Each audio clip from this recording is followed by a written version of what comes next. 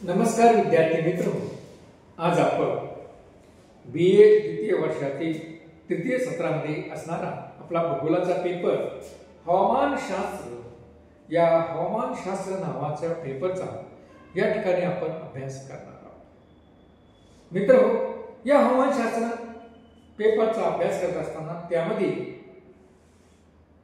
आपण वृष्टी व पर्जन्याचे प्रकार या प्रकरणाचा अभ्यास या ठिकाणी करत आहोत। यामध्ये आपण वृष्टीचे प्रकार किंवा वृष्टीचे विविध रूप या ठिकाणी पाहत आहोत आणि वृष्टीचे विविध रूप पाहत असताना त्यामध्ये पहिलं जे रूप आहे हे धुके फॉग, या धुके किंवा फॉग या रूपाचा या ठिकाणी आपण विचार करू लागलो।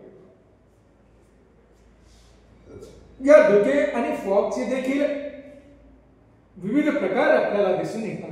त्यामध्ये पहिला प्रकार आपण बघितला तो म्हणजे भूपृष्ठीय धुके, ज्याला आपण सरफेस फॉग असं म्हटलेलं आहे। असं हे सरफेस फॉग किंवा भूपृष्ठीय धुके या ठिकाणी बघितलं। त्यानंतर आपण अगोदरच्या तासामध्ये वाफीय धुके किंवा बाष्पीय धुके हे देखील आपण बघितलेलं आहे। खास करून उष्ण आणि थंड प्रवाहाच्या एकत्र येण्यामुळे हे धुके उच्च अक्षावृत्तीय प्रदेशामध्ये किंवा मध्य अक्षावृत्तीय प्रदेशामध्ये निर्माण झालेले आपल्याला दिसून येतात। त्याला आपण वाफीय धुके असं म्हटलेलं आहे। आणि आज आपल्याला जो काही तिसरा प्रकार आज आपण बघतोय तो म्हणजे सीमांत धुके। सीमांत धुके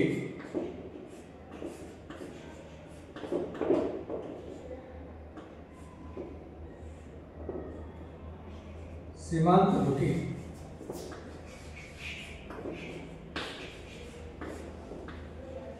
ज्याला इंग्रजीमध्ये फ्रंटल फॉग असं म्हणतात।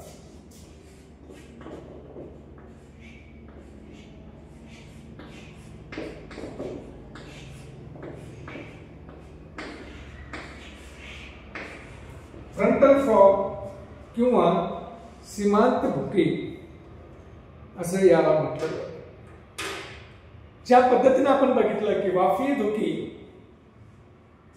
बाष्पीय धुक्यांची निर्मिती उष्ण वायुराशी खाली आणि त्यावरून जर थंड वायुराशी जात असेल तर बाष्पीय धुके त्या ठिकाणी निर्माण झालेले आपल्याला दिसून येतात किंवा वाफीय धुके त्या ठिकाणी निर्माण झालेले आपल्याला दिसतात। तसंच याही ठिकाणी आहे की दोन भिन्न गुणधर्माच्या ज्या काही वायुराशी आहे या वायुराशी च्या सीमा ज्या ठिकाणी एकत्र येतात, या दोन वायुराशी ज्या ठिकाणी एकत्र येतात अशा सीमेजवळील प्रदेशामध्ये उष्ण वायुराशी ही शीत वायुराशीवर चढते। अशा सीमांत प्रदेशामध्ये उष्ण वायुराशी ही शीत वायुराशीवर चढते आणि त्यामुळे उष्ण वायुराशीचे तापमान कमी होते।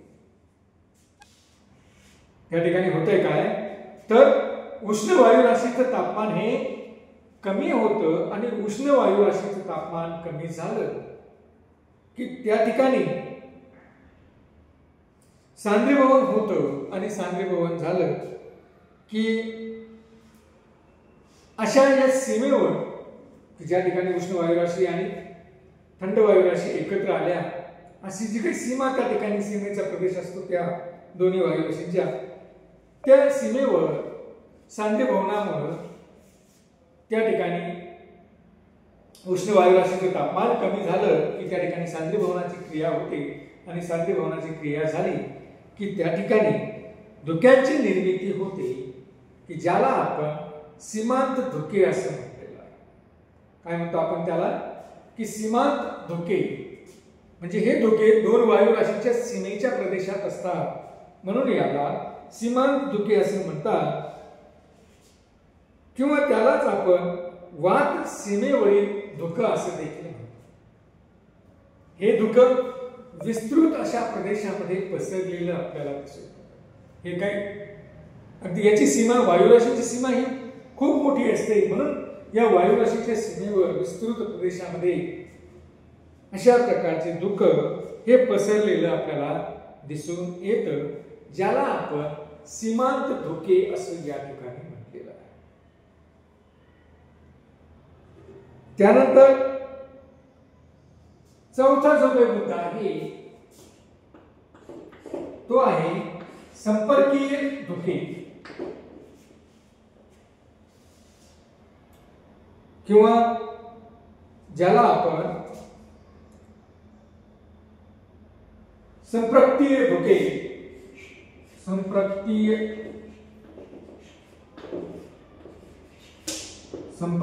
धुके असं म्हटलेलं आहे. संपर्कीय धुके म्हणजे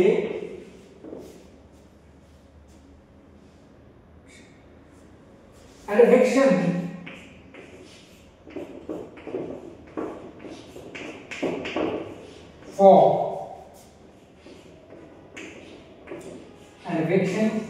किंवा संपर्कीय धुके.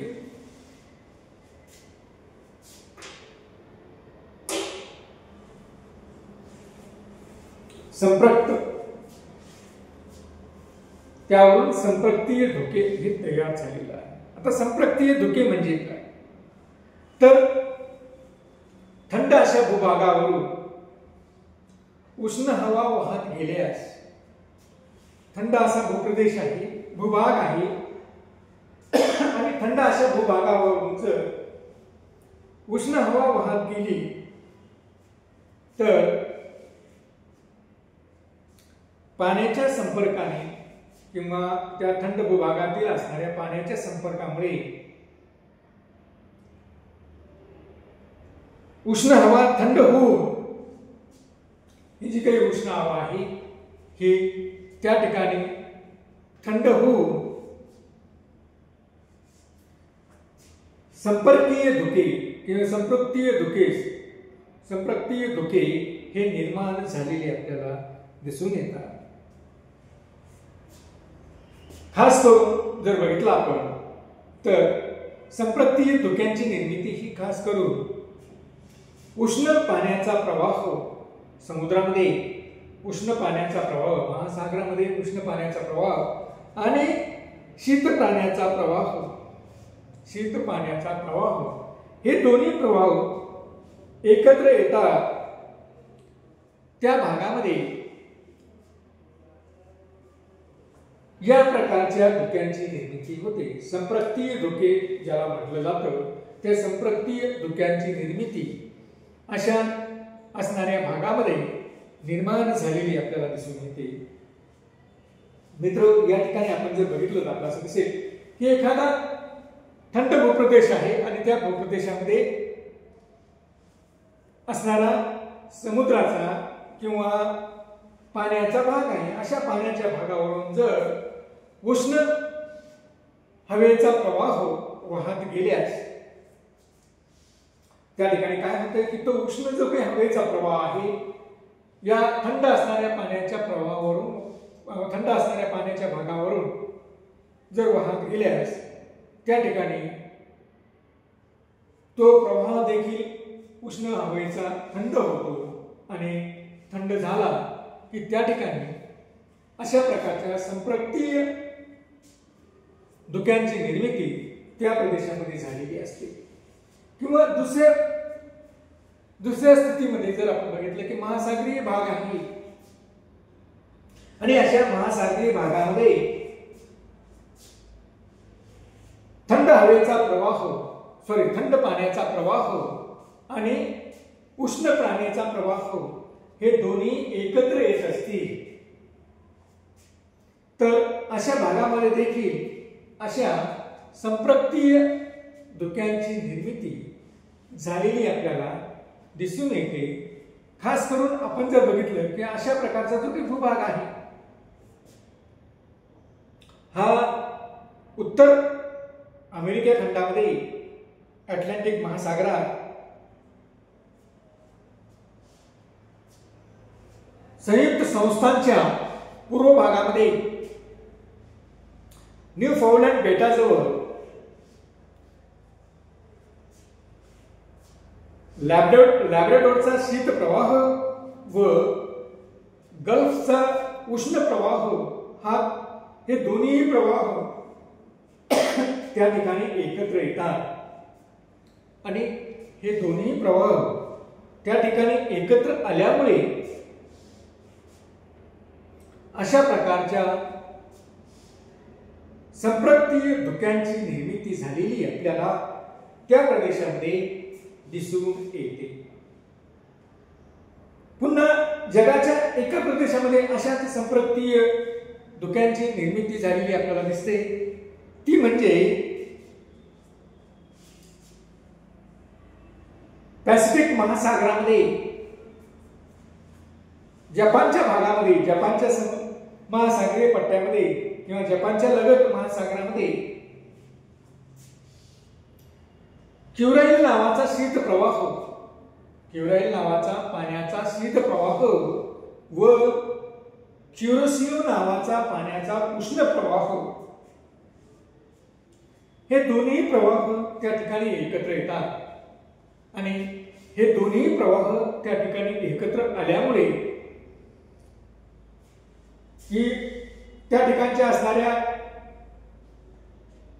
हे प्रवाह वाहत असताना ते काय करतात की आपल्या असणारी उष्णता आपल्या वरच्या भागाला देखील देतात. हवेच्या वरच्या थराला देखील हे उष्ण पाण्याचे प्रवाह उष्णता देत असतात. त्यामुळे असे प्रवाह एकत्र आले की त्या ठिकाणी त्यांच्या वरील असणाऱ्या भागामध्ये सांद्रीभवनाची प्रक्रिया या ठिकाणी घडते आणि सांद्रीभवनाची प्रक्रिया घडल्यामुळे त्या ठिकाणी संप्रक्तीय धुक्यांची निर्मिती झालेली आपल्याला दिसून येते. म्हणजेच या प्रवाहाच्या वरच्या थरामध्ये अशा पद्धतीने उष्ण आणि थंड हवा एकत्र येते आणि उष्ण आणि थंड हवा या प्रवाहाच्या संपर्कामुळे त्याच्या वरची हवा देखील उष्ण आणि थंड होतेच आणि वरची हवा जर उष्ण आणि थंड हवा एकत्र आली की उष्ण प्रवाहाच्या अनुषंगाने त्या ठिकाणी जे काही बाष्प निर्माण झालेलं असतं हे बाष्प आणि थंड हवा एकत्र आली की मग त्या ठिकाणी उष्ण त्या ठिकाणी अशा प्रकारच्या संप्रक्तीय धुक्यांची निर्मिती झालेली आपल्याला दिसून येते. त्यानंतर अगदी शेवटचा जो काही धुक्यांचा प्रकार आहे तो आहे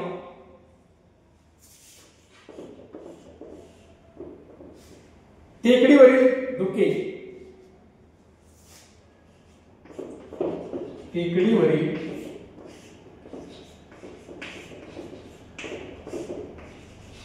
टेकडीवरील धुके खास करून याला आपण हिल फॉग असं म्हणूया. हिल फॉग असं म्हणतात याला. टेकडीवरील धुके किंवा हिल फॉग. या हिल फॉगच्या संदर्भाने जर आपण बघितलं काय होतंय, टेकडी किंवा साधारणतः आपण बघितलं की एखाद्या डोंगराची उंच बाजू याचा वरचा जो काही पृष्ठभाग असतो टेकडीवरचा तो निश्चित इतर प्रदेशाच्या मानाने उंचावरच असतो आणि मग उंचावेल असणाऱ्या या प्रदेशामध्ये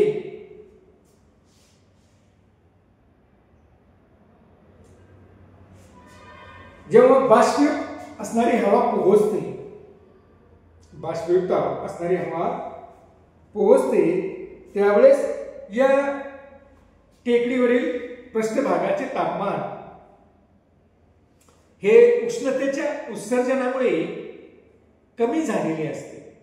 उष्णतेचे उत्सर्जन होऊन या टेकडीवरील असणाऱ्या पृष्ठभागाचे तापमान हे कमी होतं आणि मग कमी झालं की त्या ठिकाणी जी काही बाष्प आलेली आहे त्या आलेल्या बाष्पाचं सांद्रीभवन होतं आणि सांद्रीभवन हो अगदी सकाळच्या स्थितीमध्ये आपल्याला असं दिसतं की टेकडीवर दाट धुकं पडलेलं आपल्याला दिसतं. ती टेकडी पूर्णतः त्या दाट धुक्यानं झाकलेली आपल्याला दिसते. यालाच आपण टेकडीवरील धुके असं म्हणतो. तर मित्र हो, अशा पद्धतीनं वृष्टीचा पहिला प्रकार जो धुका किंवा फॉग आहे, या फॉगचे विविध प्रकार आपण या तासांमध्ये अभ्यासलेले आहे. धन्यवाद.